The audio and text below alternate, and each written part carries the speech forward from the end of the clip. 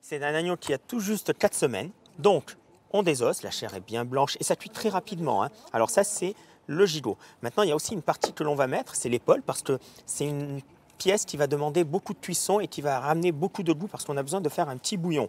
Et ça va amener, avec les légumes, et ben voilà, beaucoup de saveurs. Et c'est comme ça, en fait, qu'on fait la cuisine, c'est avec du goût. Donc ces morceaux-là, on va les mettre à colorer.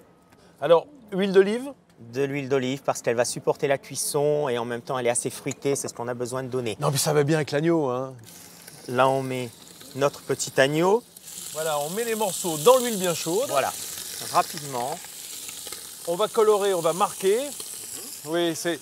Dans le sens du vent, Griveaux, c'est elle est Oui, mais moi, c'est mon métier de sentir. Alors, du coup, j'imprègne ma mémoire olfactive, là. Voilà, on va le faire un petit peu bronzer. Voilà, une petite composition. Donc, au fur et à mesure, une fois que la viande est quasiment cuite, Je peux montrer à Arnaud il faut partager. T'es content, là? Il faut partager. C'est beau, ça, hein, un jardinet dans la casserole. Hein, c'est vraiment ça. Alors, on s'amuse, hein, on fait comme on veut. Il n'y a pas d'interdit en cuisine. Le tout, c'est de faire à sa façon et pour les gens que l'on aime. Voilà. Et puis en cuisine, tout est une question de proportion.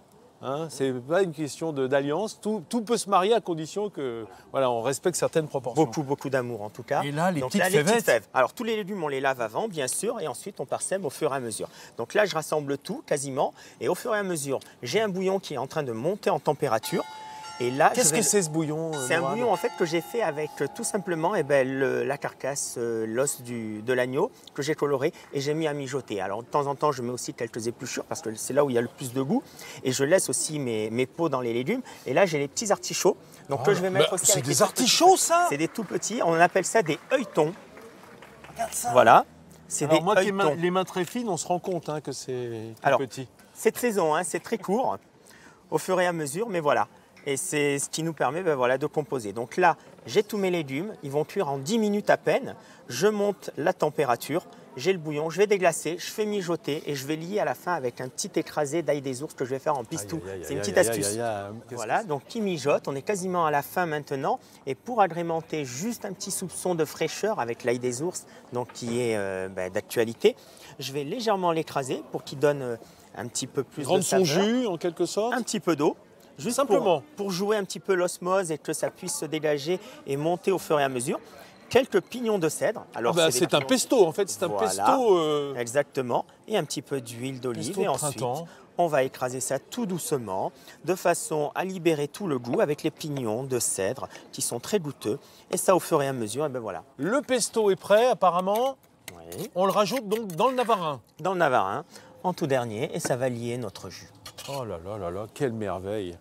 Allez, pendant qu'on est en train d'assister à la liaison de la sauce avec le pesto à l'ail des ours, un beau morceau d'agneau de lait.